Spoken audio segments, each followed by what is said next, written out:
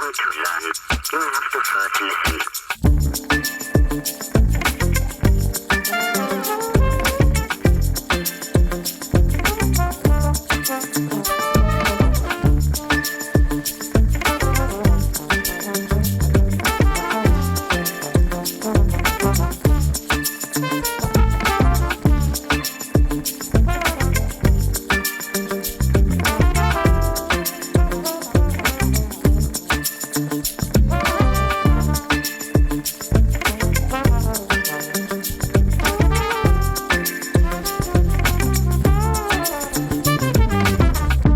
Greetings and welcome to episode 20 of Matt O'Donnell Wants to Know, a podcast to feed our curious minds.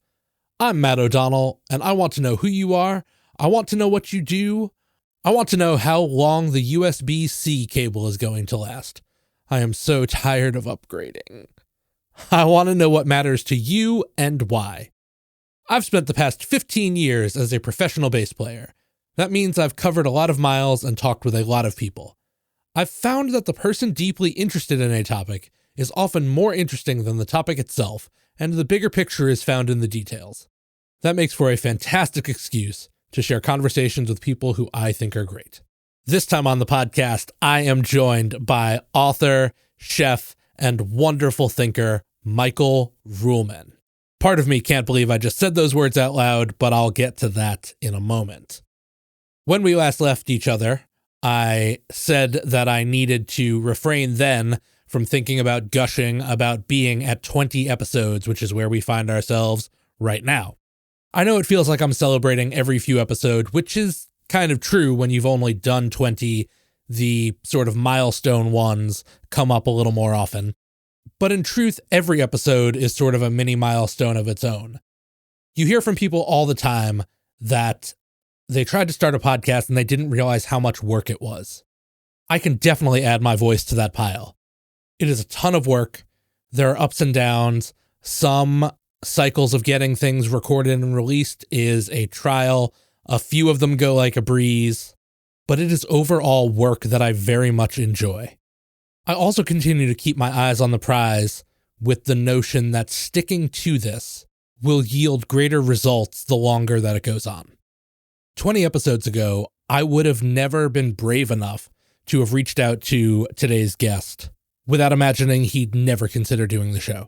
But here, after 3/4 of a year of doing Matt O'Donnell Wants to Know, I'm confident that no matter what other details may go awry, I stand by these conversations as being really, really good. And so with 19 good conversations behind me, I am honored to have Michael Ruhlman as my guest today. Michael Ruhlman is probably most famous for writing the French Laundry Cookbook for Chef Thomas Keller, most likely one of the best, if not the best, to ever step into a kitchen. Keller was deeply concerned with telling the story of the restaurant more than sharing any of the recipes, and Michael's storytelling is the supreme aspect of all of his work. That book has been indispensable to chefs the world over since the day it was released. Never say never, but I can't imagine that the French Laundry Cookbook will ever be forgotten in the culinary future. Along with being involved in some part with every one of Thomas Keller's subsequent cookbooks, Ruhlman has written around 24 other books, most of which I have read, all the rest I will read, and they are all fantastic and indispensable. He has an entire trilogy of books starting with The Making of a Chef, that are about the journey of chefs and the culture of their lives in business. He's done a handful of books with Brian Polson about preserving meat for charcuterie, salumi, pâtés, all that great kind of stuff. To me, a lot of his most endearing work are the books that he has written that are instructive guides. All of those books really demystify the cooking process, that anyone can do it if you just learn a totally achievable number of techniques that you'll be able to turn into countless dishes. One of those books is called Ratio, and it really strips away the need for recipes and teaches you how to use ratios of things in ways to remember just how food works and how you can easily remember how to turn raw ingredients into wonderful food. My personal favorite of those books is Ruhlman's 20. In that book, each chapter is a technique named things like vinaigrette, soup, sauce, acid, and onion that can help anyone be turned into a wonderful cook. That book really is incredible because it has photos for every step of the way through a technique or recipe. It can be so hard to read a recipe and think to yourself, I guess this is where they say to move to the next step. No, in Ruhlman's 20, Michael is showing you when the next step is and what that will look like. Seriously, if you want to take your home cooking to the next level, I cannot recommend that book enough. It is so fantastic that it won a James Beard Award. He's also written some great non-culinary books, such as his book about an all-boys school and a personal memoir about renovating a house. His latest book is a young adult novel called If You Can't Take the Heat. It's about a high school athlete that breaks his leg and he has to take some time off and ends up working in a French restaurant, and things ensue, as they do in novels. I also cannot take us to this conversation without recommending Michael Ruhlman's Substack to you. It's a bi-weekly mix of food-related stories, recipes, cocktails, and travel. In addition, you're going to get recommendations for great books, great movies, all kinds of things. Everything that Michael Ruhlman writes is compelling, and his Substack is a great way to get that in a sort of miniature. I'm a member of that community, and I like to think that my sometimes thoughtful contributions to the comments section are what helped Michael know that I was a legit person to come and talk to for my podcast. You can find that Substack at Ruhlman, RUHLMAN.substack.com. It will also be linked in the show notes. I could go on and on about how long and for what I have loved Michael Ruhlman's work, but we're going to go ahead and get to that conversation. Real quick, the only weird thing I noticed when I was editing this episode back is that pretty early on, I say that Thomas Keller is sometimes annoying to a fault in his wisdom and thoughtfulness. That is not an insult. That is a sort of exasperation at the bountifulness of both of those qualities. So now, here is the conversation for episode 20, Ruhlman's 20, of Matt O'Donnell Wants to Know.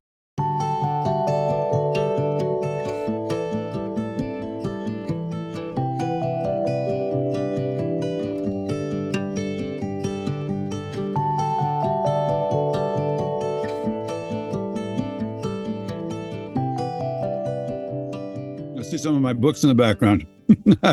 Yeah, they're there for in case there need to be any cross-referencing. But yeah, there's a whole stack of them. Well, I'm honored. Yeah, I thought to myself when you agreed, I pulled them all off of our culinary shelf, and I was like, well, should start flipping through these to be reacquainted, because all of them I've read over various points in the past 15, 18 years, something like that, as they've come into my collection and things like that. I actually just put my hands on charcuterie yesterday. Oh, yeah? We have a very large used book warehouse here, and they have a pretty extensive culinary aisle, and I just happened to be passing the food preserve, and I looked up and I was like, oh, there it is. I would wonder if you'd be sad to know that it looks like it had never really been read. No, I'm not sad because the book has done so well. I don't really worry about that. Perfect. We've been with that one. I would also assume with that book that there are a lot of younger people my age or younger that think that it's going to be about putting together meat and cheese boards, and they could possibly open it and be very dismayed. That's interesting. I'd never even considered that. That's an interesting idea, and maybe they do, because when we wrote that, I don't think charcuterie boards were really a thing. They sort of sure. It's a much more modern. We didn't even think to address putting together a charcuterie board. Yeah, and now it's all the rage, and so I'd imagine that people see it in places and think, oh yeah, this will be a nice gift or whatever, because my sister-in-law loves to do a meat and cheese board, and right, that's not it. Well, if a quick scan of the interior shows that it's, pencil drawings and sausage and pate and no boards. Yeah, of course, that is close to my love language. I thought pretty hard about how I wanted to approach this. It was one of those sort of moments where I thought that maybe I hadn't been thinking for forever that I would really love to speak with you, but the amount of things that I've read in your books over time and what might be the kind of thematic things, and I had multiple ideas. Mm-hmm. But then last night I was thumbing through your Substack, and I came back to the recent posts about your question of what are the most important cookbooks. Mm-hmm. And getting down to, of course, the always wise and always thoughtful, sometimes to almost an annoying fault to me, Thomas Keller, when he said, that he wanted the French Laundry Cookbook to be inspiring. Mm-hmm. And that really last night set me off on a course of thinking about maybe a lot of this talk is going to be involving how we get people to continue to be inspired by food, to go eat food, to go make their own food, and things like that. And it made me think about, well, first of all, I wanted to just give you an opportunity to give me a quick synopsis for my listeners about how you got into food writing, having not set out to be a food writer. Hey, I didn't. I set out to be a novelist. And when I couldn't sell any novels, I came up with a nonfiction idea. I wrote 2 novels that never got published. They got me an agent, though. Then I came up with the idea to write about a story about an all-boys school that was sort of defiantly all-boy at a time when anything all-male was toxic and anything all-female was fantastic. Uh-huh. And I did. I went to this school, my old boys' school, where the new headmaster was arguing convincingly on the efficacy of all-male education. And so I wrote a book about that. I got a nice review in the Times. And I was searching around for another book idea, and I knew I had. I always liked to cook. Have been a cook since I was in 4th grade. I cooked food for myself. Yeah. And for a magazine I was working at in Cleveland, I created a column where I love to cook, and I needed recipes, but I knew chefs didn't know recipes, so I wanted to know what they knew that I didn't know. Yeah. And so I created a column where I would cook with the city's notable chefs. I wouldn't interview them or eat their food or review their food. I'd go in the kitchen and work with them. And I thought, wow, all these chefs are going to the CIA, the Culinary Institute of America. Why don't I see if I can talk my way in there, dress as a student, hang out with the students, see what the most prominent cooking school says you need to know in order to be a chef. And they let me in. And it took a long time, but they let me in. Yeah. And I realized very quickly you couldn't know what it meant to be a chef unless you became one yourself, because the changes are interior. So much about being a chef is having a sense of urgency, as Thomas Keller is fond of saying, of not saying no, of having a can-do attitude.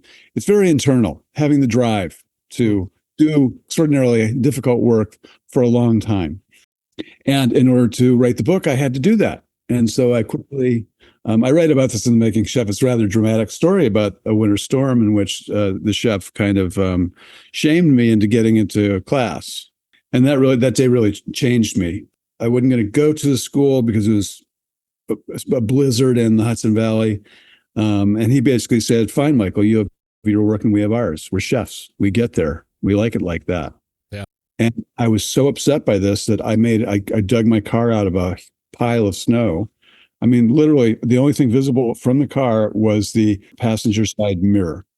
But I made it in class 2.5 hours late, dripping wet. But he let me take the test. And I realized right then I was going to learn how to be a cook. I wanted to say, fuck you, Pardis. They say chefs cook from their heart. We cook out of love. I learned to cook out of anger, and it's changed my life. So I determined that day, not only would I fulfill all my duties as a journalist and a writer and a parent and a husband, but also become a cook. And 9 months later, I was working the grill station at the American Bounty restaurant, then the Culinary Showcase restaurant, and I'd become a cook. And then I went home to write a book about it, and I realized I'd been the best student they'd probably ever had. I interviewed all the chefs I could. I took notes feverishly. I'd go home and type up all the notes from class. So I had something that few other journalists had, which was a culinary education at a time when so many people, the mid-90s, were suddenly interested in chefs and what they were doing and why and how it worked. Yeah. So, and few chefs back then were writers. We didn't have Dan Barber writing his books or Gabrielle Hamilton, two fabulous chef writers. So I was in a unique position in the mid 90s. But then I realized that once I'd finished that book, I couldn't sell another book. And I realized, well, I want to keep writing about this industry. I'm fascinated by it. I'm fascinated by the changes that go through you, that happen to you when you cook, when you're in this stressful environment. And I'm fascinated by the people who do this work and by the work itself. So I figured I would get a job at the best restaurant in Cleveland, where I could keep learning. And I knew that there was this woman out in Bainbridge, Ohio, the Sticks, called Sticks, actually, the restaurant, a barbecue joint. I walked out there. Also, we were broke, so I had to do something. Classic. I went out there. I never published anything on food nationally, but I had the book review from the New York Times in my first book. I had catalog copy for The Making of a Chef, and I told Susie Heller, the woman who owned the place, here's what I've done. I want to work for the best chef in Cleveland. And she looked at me, looked over my stuff, and said, wow, Michael, I'm working with Thomas Keller at the French Laundry, and we're looking for a writer. So honestly, think about it. A broke, unemployed, unknown writer, not writer, because I'm not writing, I'm not cooking, I'm a nothing. Yeah. Walking to this barbecue joint in rural Ohio, and I leave with tickets to the French Laundry and to have dinner with the chef and talk about the chef who at the time was considered the best chef in America running the best restaurant. Yeah. And that's how it happened. So suddenly I had all these basics that I learned in culinary school. Yeah. And I saw what could happen to them when applied with the intensity and thoughtfulness of a chef like Thomas. And that's how I became a food writer. What a wonderful story. The story about you being broke and unemployed and ending up in this situation is perhaps the thing that made me think to myself, I bet if I reached out to you, you would probably do this podcast, as it's sort of in its infancy and things like that. And I'm working to attain credibility in the space, that you probably understand from that meeting with Susie Heller that it was a good time to. Also, you're a fan of my newsletter, and I really greatly appreciate that. So my Substack, I really which I love, and I appreciate that. I appreciate your support. Yeah. So thank you. You are most welcome. I mean, again, your writing and work in food has been such a big part of my adult education in food, which we'll tie into in a second. I was just going to say that my food background is sort of that I grew up with a dad who, was a dining room manager in like the nicest restaurant in our small town in the Poconos. And then he ended up buying a restaurant in Scranton. And so we had a restaurant for a little while. And I loved that. I loved that culture a lot. And that never stopped, even once we lost the restaurant and had to file bankruptcy because of it, a classic restaurant tale. And someone gave me a copy of Anthony Bourdain's Kitchen Confidential for Christmas one year. And I read it and devoured it. And maybe a year and a half later, during a choir trip from my high school, I snuck off to Leal to eat by myself, which I've told this story once on the podcast before, is crazy to think that a high school choir trip, like after we went and saw Phantom of the Opera as the educational part of the trip, they just let us wander off through the city. And my parents are from Brooklyn, and, so I grew up around the city a lot. I knew how the subway worked, so I just hopped on the subway and went off to Leal and had dinner because I needed to go there. And that sort of started through high school and college, trying to eat everywhere I possibly could like that. And so having been around it, but also that I have the inverse story of Chef Sean Brock, where he went to Athens, Georgia, to try and be a musician and realized he should be a chef. And whereas I always knew that I wanted to be a musician. And so food is sort of like the great mistress of my life. Huh. My wife is a personal chef, so I've done quite well in that. And that's a nice thing. Amazing. I meet so many chefs who start out as musicians. It's a very common thing. I don't know why. Yeah. I think there's a lot of commonality to that, because I know a number of Nashville chefs who are musicians. Even The last time I sent a message to Chef Trevor Moran, who owns Locust here, which is an exceptional restaurant, he responded with some message about how he was like, yeah, restaurants are cool, but I'd love to be playing gigs. Huh. And so I gave you that background to say that, like, I think that I subsist around food industry people because I get it. I speak their language. You know, I couldn't hop on Expo and, you know, speak language that way, but I'm understanding that storytelling, the inspirations and things like that. I think there are so many parallels. I often say to people that I got more about being a musician out of Jiro Dreams of Sushi than any other music document or documentary or Really? talk. How so? I just think that I think all creativity is the same and that if you only kind of end up in your own little echo chamber of like what your art form is, I don't think you're getting enough. I think that if you're open to what's around you in other ways, that there are great things to be found and how to enrich yourself. You know, I can only think about funky bass lines for so long at this point in my life, having done it for nearly 20 years, before I start thinking about, well, how do I make someone curious? How do I make a listener's mind open up a little bit more? And I can find that in sources like food and visual arts and film and stuff that way too. I was curious to know, at what point did you feel like chefs felt like you understood what they were trying to convey?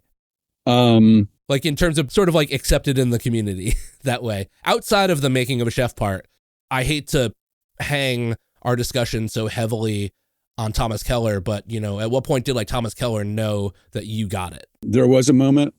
First of all, we hit it off immediately. And while I went out there just as a trial, because the agent didn't know me. Again, I was unknown. The agent didn't know who I was. And Susie was working with them, she wasn't in the book world. She was in the chef world. Yeah. I believe you said in that short Amazon book you did that your work had been compared to a writer that they were interested in getting for the French Laundry book. Happily, the New York Times review said that Michael Ruhlman has taken a subject and in the manner of John McPhee and Tracy Kidder has done it complete justice. Yes, that's who it was. He said, oh yeah, somebody suggested we get John McPhee to write the cookbook. Yeah. To which I chuckled, and to which Susie said, yeah, that's what our agent did too. Because John McPhee is like the nonfiction writer's nonfiction writer. He's an icon in the world of nonfiction writing. But yeah, that's just one of those little details that helped convince them that I was right for the job. But pretty soon after, Thomas saw me. He saw what I knew. He saw that I was asking the right kinds of questions. I wasn't being an idiot. I didn't ask him, why are you skimming that? Or I asked him, why are you seaming out that tuna? Yeah. For the tartare. He handed me a knife with the seam of the tuna, the connective tissue of tuna. Yeah. Hanging off. It looked like saliva dripping off the knife. And he said, eat it. And I said, got it. I don't like fish. And I didn't like fish at the time. Uh-huh. So I didn't want to eat even the tuna. But here he was holding this tuna membrane at me and said, eat it. I said, I understand. I get it. He said, eat it. And I ate it. He looked at me and said, see? And he said, anything you don't want the customer to eat, you got to remove it from the food. But that's how he taught me. Yeah. And he said that I was receptive to learning that way. And then to answer your question, though, there was an exact moment when I knew I got this. We were doing the photography in the summer of 1998. Deborah Jones was there. Susie was out there. Susie was taking notes on recipes, and he was doing the lemon sabayon tart with pine nut crust, which is a fabulous tart. I'm sure. And he's whipping and whipping and whipping until it's just right. And he puts the tart together, and it sets up. It's kind of when you cook on the stovetop and you just pour it in the shell, it eventually sets up because you've cooked it in the pan over simmering water. And he said, we're going to put cream on, some sort of whipped cream, but I got to figure out what to flavor it with.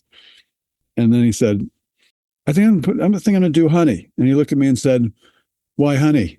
And I said, and Susie was right there, and Susie shrugged, and I said, tea, lemon. Where do you put lemon juice? It just goes in your tea. He said, exactly. And I knew I was thinking like Thomas Keller then. Hmm. So that's that moment. And in a broader sense, once that book was published and got the esteem of all the chefs out there who wanted to know what Thomas Keller was doing out there in Yountville. Yeah. I could go into any kitchen. I could get any interview. I had free reign. People trusted and respected me. And that's something that's a great honor, Yeah. I don't want to be famous. Like I certainly don't want to be Bourdain famous. Yeah. Because you can't walk down the street without being stopped. Of course. Yeah. But I want to be esteemed by the people I respect and the people who are my colleagues, meaning other writers and other chefs. And I got that. And I feel deeply honored by that. One of my notes here is I listened to an interview that you did at some point recently, and you said that you were talking with a friend in your 20s and accused him of wanting to be famous, and that he said that he wanted to be esteemed. And I very much relate to that. That is sort of like what I want. And that sort of, goes to another thing. I'm trying to stay in like broad-based topics here, but we keep leading to things that I have thought about, and it's a nice natural progression. But you are one of the most curious people, and it comes through in your writing that you are like voraciously curious about things and consume things. And I'm very much the same way. Like I said to my therapist not long ago that I used to be accused by friends of being a know-it-all, but that's not the goal. I don't want to be a know-it-all. I just sort of want to know it all. And I think that ultimately the question becomes, what do you do with so much knowledge like that? And then I think that it's the power of being sought for knowledge and things like that, or realizing that you can converse at a level that is above base. Mm-hmm. I don't know. I'm not sure. You just happened to bring that up, and it made me think of the. It's why I write books. That curiosity is. I don't write a book because I already know something. I write a book because I don't know it. Right. I was fascinated by duck confit, this fatty, succulent meat that you cure with salt and thyme and garlic, and then you poach it in duck fat, poach it in more fat, and then you let it set up in fat, Yeah. And then you let it ripen, preferably for months. Yeah. Then you take it out of the fat and you crisp the skin and heat it all through, and you've got this one of the best things there is to eat. Absolutely. When I thought about that and the reason for it, the reason for it was not to give us pleasure, not to please ourselves. It was to stay alive. That's how we preserve food. It was a preservative technique. Yeah. But it was so tasty that it enriched our lives in extraordinary ways. This thing that we did, we created out of our ingenuity as human beings. We not only stayed alive, but we stayed alive happily. Yeah, right. Luxuriously. And I love that idea. What other preserved foods do we still have now that we eat for pleasure that we used to create in order to save our food, to preserve it, to not waste it?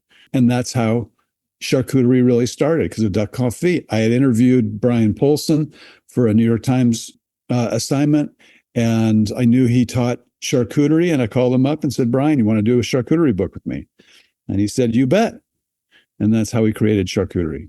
But again, back to your point, it's because I was curious. Yeah. I wanted to know where all our food in the grocery store comes from. How can I get pea pods in Cleveland in March, any day of the week, any month of the year, and not only in Cleveland, but in Columbus, Ohio, and in any state in the country? Where are all these pea pods coming from? And so I wrote a book called Grocery, The Buying and Selling of Food in America. Yeah. So again, it's usually questions that begin a project. Yeah, which is great. I will say the tagline of this podcast is, it happens before the end music, is the best answer to a question is usually another question. Socrates would agree. Yeah, absolutely.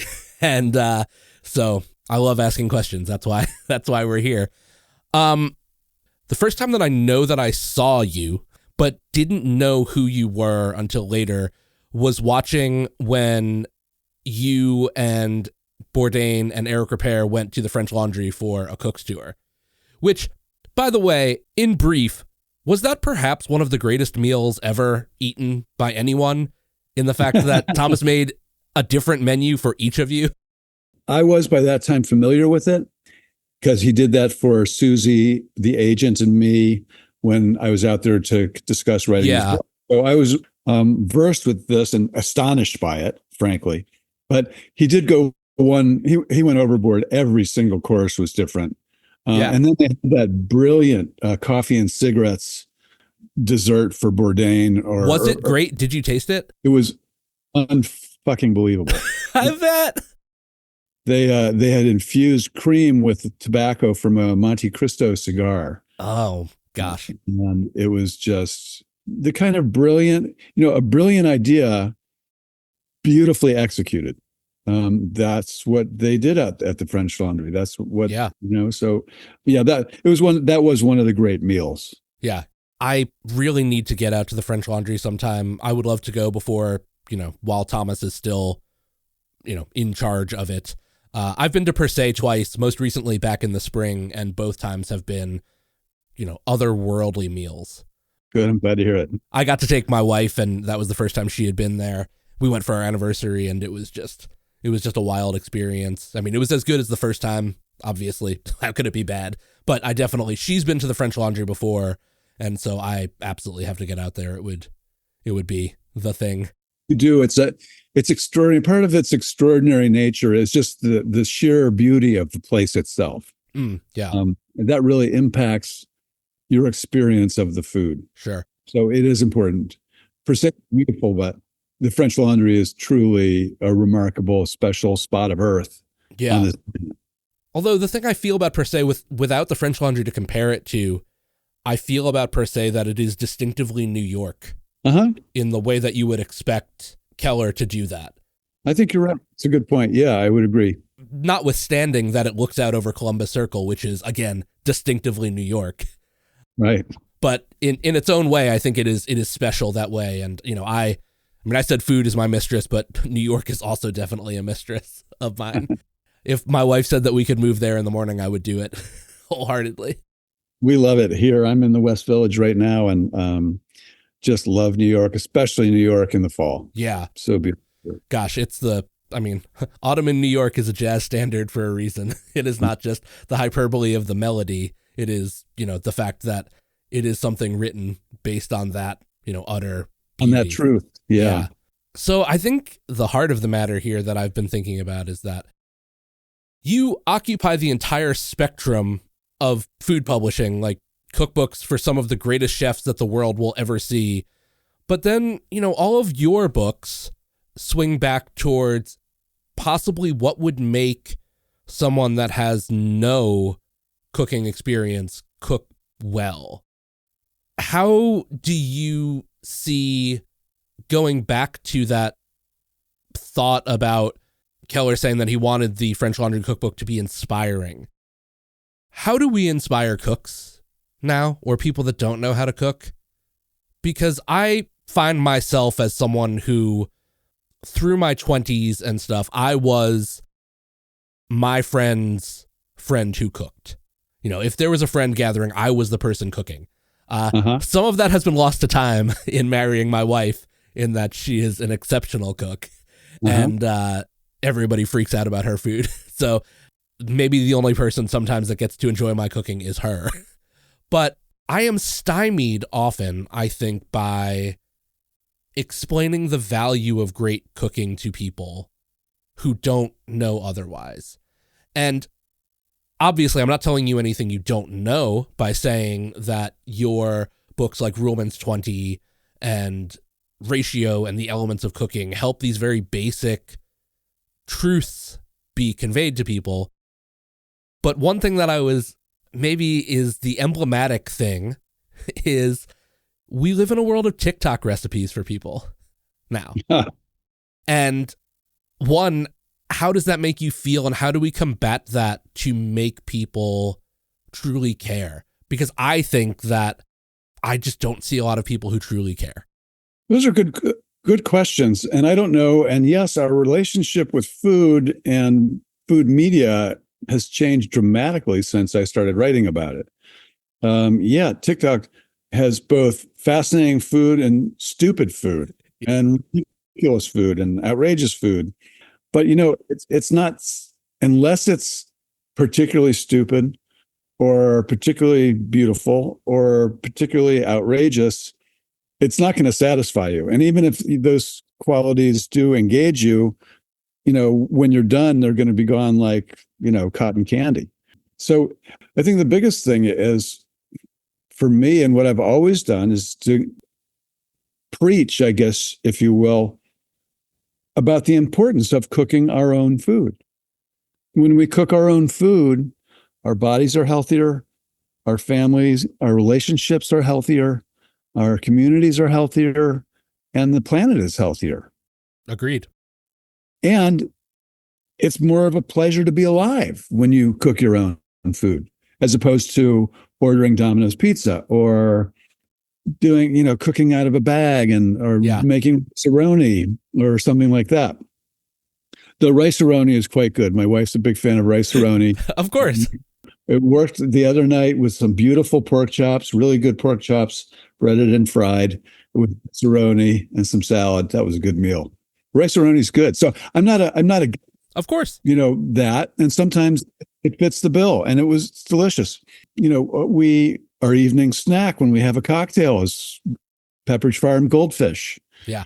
We got from Julia. Julia Child used to serve those. And we figured if it's good enough for Julia, it's good enough for us. And indeed, it's an easy, quick, satisfying snack. Yeah, absolutely. News are playing a game of cribbage. So I'm not against processed food per se, but I'm against over-reliance on it because, the farther removed we are from a food, the worse our food options are going to be. Yeah. And I try to talk about that. So that's how I try to inspire people. And you inspire people also by saying, you can do it. It's not that hard. Nothing in cooking is very hard. Some recipes just take a lot more steps than others. Some don't. I mean, I had a friend who said, a friend's father asked me, give me a quick meal. I want a meal that I can make that's really good in 15 minutes. I said, well, fry a steak and have salad with it. That's 15 minutes, a good fresh meal. But that didn't inspire him or engage him. The fact is, cooking's work. You got to go out and buy the food. You got to prepare the food. You got to cook the food, and you got to clean up afterwards. And you got to fit that into a busy life. But I know when I do, I'm much happier. I love to cook. I always have. My wife loves to cook. We split the job. I never cook Italian for her because she's Italian. I always screw it up. So no more Italian cooking for me. I leave that all to her. But yeah, so we both cook. We both eat. We eat out a lot in Manhattan. We live in a 411 square foot studio apartment. So cooking is a challenge, but we do it and we love it. Yeah. A couple of quick notes in there. One is, I will never devalue rice-a-roni because the way I learned to cook was when I was no more than like 6 years old, my mom would let me make packaged sides. And those were like my first experiences of, one, I couldn't mess them up. Mm-hmm. Two, they weren't particularly dangerous to make. There were no knife work involved, but doing it felt great. What's an example of one of those packaged things? I mean, I would say something like rice-a-roni, right? Like the ability to just something where, the most perhaps, again, dangerous is maybe a weird word. I wish I could be a writer, but I think the thing that I can at least hang my hat on is like good diction. I'm always searching for the right word for something. So I don't know if dangerous is the right word here, but the most thing that could have hurt me as a small child was browning the rice with the butter at the beginning. Right. But then it's just a sauce packet and a measured amount of water and you've done it. You've accomplished something. Right. You haven't just emptied out a can into a pot and heated it up. You've done something. Yeah. Even if it's the littlest amount of something, like I have done it. Mm-hmm. Yeah. I thought that was great. Also that you talked about about cooking. And I think that there's just something about being human that when you cook for your people, that you are doing the most human, like providing for them. And that I think scratches some endorphin thing that is there. And I think that people that don't do that are missing out on that. The fulfillment. I couldn't agree more. Humans are the only animal that cooks its food. It's arguable that cooking our food is the mechanism by which our hominid ancestors made the leap into being Homo sapiens, and why Homo sapiens triumphed over a dozen other upright species at the time. Cooking food gave us extraordinary amounts of calories. This made us healthy. Previous to cooking, we had to sit in one place and masticate raw vegetation for 6 to 8 hours to get enough nutrients into our body. Yeah. Once we started cooking, we could consume massive amounts of calories very quickly. And the most important thing that did was it grew our brains. Our brains are calorie devourers. They use 30% of our calories. Wow. So it grew our brain. It changed our vocal anatomy, arguably, because we weren't shoving pounds and pounds of raw vegetation through it. And our genes spread. And also it civilized us. You couldn't be in it. I was about to ask that. Cooking takes work, and it takes a lot of people to do it, especially back in our hunter-gatherer days. Mm-hmm. We had to share in the labor. The men went out and looked for big protein items, while the women stayed at home, took care of the children, and cooked the tubers. So there was it forced us to cooperate. It forced us to work together, and it made us more likable. I mean, you couldn't be an asshole or you wouldn't get any food. If no one liked you, you weren't helpful. You wouldn't get any food. You wouldn't get the benefit of all those calories. So it really is. We're the only animal that cooks. We're the only animal that tells stories. I mean, narrative stories are how we convey information, from what we did today to our biggest hopes and dreams, communicating them. Even the person mumbling to himself on the park bench is telling stories. We tell our stories in our sleep, and if we're prevented from telling ourselves stories in our sleep, we go insane. We literally go insane. So story is the dominant form, sound of our lives. Narrative is. And so being the only animal that cooks and the only animal that tells stories, I feel like I've been in a lucky position to be able to combine both. Yeah. I mean, I think that is, at the end of the day, you know this, I know this. I think that people that would be interested in this talk because they know who you are would say that, but that is, I would say, the predominant thing that marks your work and will inevitably be your legacy, is that you tell the stories well. Story is such a great thing. I mean, obviously, food tells such incredible story, and story is art. I mean, I work around songwriters, and the best songs are story songs. If you can take someone in 4.5 minutes through an entire, emotional journey of a story, whether it resolves or not, that's a beautiful thing. I even, one of my hobbies that I am voracious about, which is funny, I use the word voracious again, saying about words, because that is something I have written down here, because in your Substack, the amount of things that you are reading and consuming, a word that I would use for you is voracious. But one of the things I'm voracious about, and chuckle if you want, is professional wrestling. And even when you consider that everything that happens is predetermined, that everyone that has been great at it will tell you that the way that you stop people from thinking about it as a predetermined art form is if you can tell a story in a wrestling match. What are the conflicts? What are the things that are happening? And so, yeah, story is just this incredible thing. You're right. Something you touched on back there, and you sort of got to it, I think, but I wanted to clarify. Do you think that the time that we saved in cooking as Homo sapiens from having to, as you said, masticate vegetables for 6 to 8 hours a day, do you think that allowed for the development of civilization, for more things to be let in? Absolutely. Absolutely. It had to have. It helped us to develop complex language. Yeah. It helped us to figure out how to negotiate with other people in our tribe and tribe among tribe. It helped us then to establish, once we were communicating, then culture forms quickly after that. Yes, it did give us time, and inevitably it resulted in humanity as we know it today, from our ancestors 100,000 years ago to where we are today, in a metropolis with skyscrapers and computers in our pockets and things like that. Yeah, for sure. Gosh, we're really burning through most of the things that I thought that I had to ask, but something about So concise and incisive that, you know, uh, there's no wonder we're getting through these questions. in an interview you did recently, a podcast where someone was asking you about sort of like your amount of ratio between input and output. And you said that you are a 2% output person and a 98% input person, but that also that you have scaled back your work ethic. Again, to use the word voracious, but that you said that you would have multiple projects going on and that you've really scaled that back. In terms of thinking about something like, were we able to civilize ourselves by letting or having more time to let things in?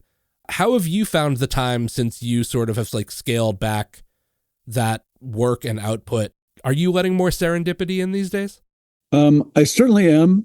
I'm doing a variety of different types of things. Like I've started writing YA novels, young adult novels, and published the first one last summer about a young privileged boy in Shaker Heights, Ohio, who breaks his leg and becomes a cook, and that changes his life and his view of the world. And so I do that, but I think I'm tired of really busting my ass. Sure. And I'm really enjoying life. My wife Ann and I, it's called Herkle Dirkling. Lounging, we do a lot of lounging around in bed, reading, talking, sharing stories. So I think one, I can get more done these days more efficiently than I used to, but I'm also not struggling to do 4 projects at one time. Yeah. Just because I think I'm tired. I'm 61 years old. I want to enjoy things. I'll never stop writing. Of course. Yeah, I'm taking it easier and enjoying it. I'm also teaching. I teach at NYU this fall. Oh, okay. Course in food journalism to master's students. And that's fun.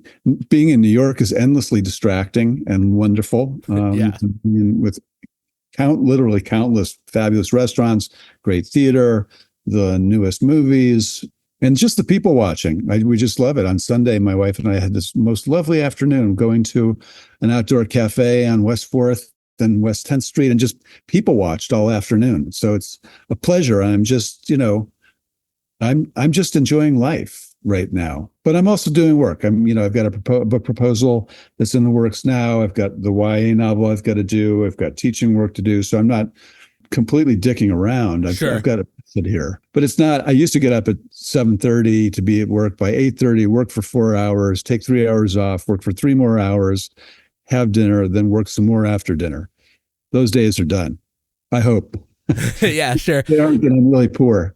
This is something that's come up on the podcast numerous times, that the COVID situation was sort of that way for me as a musician. I was playing all the time. Whether I was on the road, I would get back from a road gig on a Sunday morning and play a Sunday night gig, just endless things. And I didn't realize how much I was stifling the better thoughts and better work that way. And that really sort of forced me to scale back. And I've never gone that hard again, but I am so much more inspired now. And so I just wondered if by letting off the gas a little bit, if inspiration came to you a little easier now, because I felt like I was just walling it off with crap. Mm-hmm. I can't point to anything specific, but it can't help but lead to more productive creativity. I'm seeing it in my wife now. She teaches a lot too so much so that it drives her mad sometimes because she just writes her stories. But she's on sabbatical now, and she's so happy just being able to write what she wants to write. And essays that were percolating in the back of her head are now allowed to come to the fore, and she gets them done and things like that. And I think COVID slowed me down a lot and said, relax. There's you can't go anywhere today. Yeah. And nothing happened. What happened was I made a great cocktail for all the members in our pod every night at, cocktail time. And I made new cocktails. But making those new cocktails made me realize that how similar all these complex and interesting classic cocktails were. Oh, yeah. If you just switched out the spirit. Everything is a spin on a classic at the end of the day. That's right. So, this, obviously you wrote the book on it, but people look at me like I have 3 heads when I point that out, where I'm like, yeah, every drink is a spin on one of the classics. Pretty much so. Not completely so, but sure. more often than not, certainly. And I guess my point was that this laziness, not laziness, this lockdown and the lack of productivity that, inspired my cocktail book. Yeah.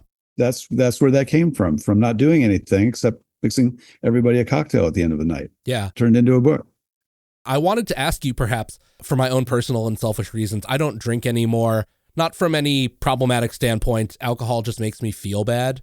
And so I've been so much more into things. I would really love to get the Aviary Zero book to start exploring that and ways to make interesting zero proof drinks. I was curious if you knew of any other good resources for NA drinks. I don't. Okay. The Aviary would be my first choice, though, because they just do so incredible what they accomplish. Yes, absolutely. And taste-wise and imagination-wise. Yeah, which, a quick question. When you were working on the French Laundry Cookbook and Granta Katz was there as a cook, did you have any inkling he would turn out to be what he has turned out to be at that time? Not in the least, and nor did Grant. I mean, he was like a 22-year-old kid. Sure. He was 14 years old. Yeah. But he was a great line cook. And he was on Fish Station when I was there, and he was just articulate, smart, aware, worked his ass off. And even he didn't know the direction he was going to go in until he took, I guess you'd call it, kind of sabbatical from the French Laundry to go stage at Ferran Adria's El Bulli. And when he saw what was going on there, something clicked, and he said, this is something I need to pursue. So he didn't know, but it was just those few short weeks at El Bulli that directed him and told him, this is the direction I'm going to go in. And that's very hard kind of cooking. You have to be a really good cook to pull it off, because it's so much work, that kind of modernist cuisine. Yeah, all that modernist stuff is sort of the same way that happened when people started getting into the atonal classical music thing, where like Arnold Schoenberg was the kind of person that had students that would be frustrated to no end that he made them study classical tonal harmony before he would teach them anything about modernist things, because you have to be rock solid in that before you can go out and... Absolutely. All the time. I mean, Picasso became a superlative draftsman before he started with his wacky cubism stuff. That's right. Yeah. Followed. Same with Andy Warhol. Pop art. He was a superior draftsman. You have to have the basics first. So I always do preach the basics.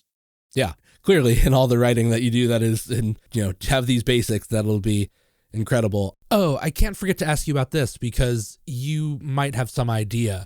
David Chang was recently quoted as saying that he thought that perhaps Nashville had the best emerging food scene coming along. But seeing as how I would be interested in that, I can't help but think about this. We have so many restaurants here that sort of start very strong, then they stop being the hot thing, and they're still doing exceptional work, but their tables open all the time and things like that. And the phrase I think I used is that we cannibalize our young. Huh. Is there anything that you're hearing from chefs out there about the difficulty of restaurants right now? I recently heard Tom Colicchio talk about how impossible it is to get a restaurant opened in LA and things like that. And I think about this all the time because there's so many restaurants here I want to succeed, but they are not. And I just was curious at what you're hearing on the streets. The only thing I'm hearing on the streets is how hard it is to find good cooks. That's hard. In Manhattan, the restaurant scene is just so strong. Yeah. There are just many good ones. It's impossible to get tables anywhere in the West Village anymore. But maybe in smaller markets like Nashville, like Cleveland, they lose their novelty and people stop going, or they're looking for newer restaurants. So I don't know why that may be. It can be for a variety of reasons. And a lot of the times it's just the way it's run, because you can run a restaurant well, or you can run it badly. And if you run it badly, it's not going to last long. Yeah. No matter how good the food is. Yeah, you're absolutely right. Yeah, just one of those things that I was curious about just in the modern scene, because as someone who, when I moved here, I was having trouble, I was still needing to go elsewhere to find the like pilgrimages to, as a chef here named Molly Martin said to me when I interviewed her, to these temples of gastronomy. Mm-hmm. I was still needing to do that when I moved here, and now it is so much easier. We have a place, or we have places, like I said, like Trevor Moran's Locust, that is our favorite restaurant by far. Things like that are incredible, and we go every so often, and Tony Montano has a restaurant that he opened here during the pandemic, and that is incredible Italian food and all these things, and I just want us to succeed. And it seems so daunting now that I can observe, oh, this place opened, it's fantastic. Oh, what? They're having trouble. They're switching the concept. Oh, now it's gone. Well, that's because not enough people went, I think. I think that so much of restaurants are word of mouth today because and social media. I don't know. The whole world is changing pretty rapidly right now, and I'm eager to see where it's all going to shake out, especially after this election. Yeah. But we will see. Fantastic. Last question I want to ask you is, do you like music? And the only reason I ask is because in your Substack, every time it comes to the point of where you're like, what we're listening to, I'm always waiting for there to be music, but it always is just audiobooks that you're listening to. That's interesting. I tend to listen to the same music I listened to in high school. Everybody does. That's common. I also listen to a lot of classical, but I listen to the same classical. I listen to that when I work often. I rarely find something new that really sticks, though I can say one of the things I am listening to that is new music for me is the jazz pianist Brad Mehldau. Yeah. You know him? Absolutely. Yeah. His work is out of control good.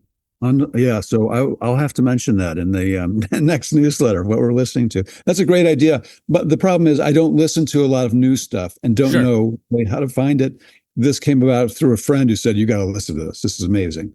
Have you heard Brad Meldau's record with Chris Thile, the mandolin player? No, but I'm writing it down.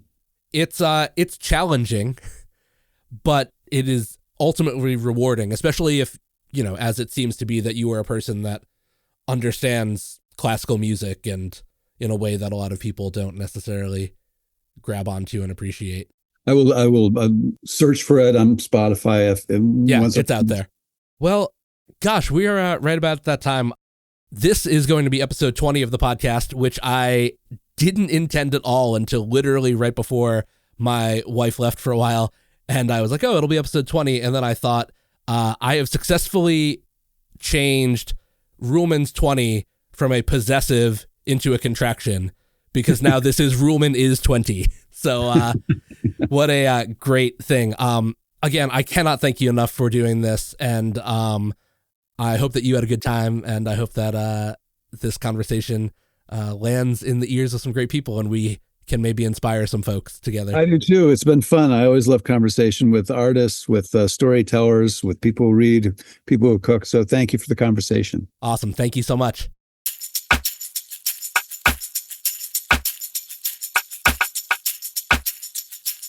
I want to thank my guest, Michael Ruhlman, for being so kind and generous with his time coming on the show.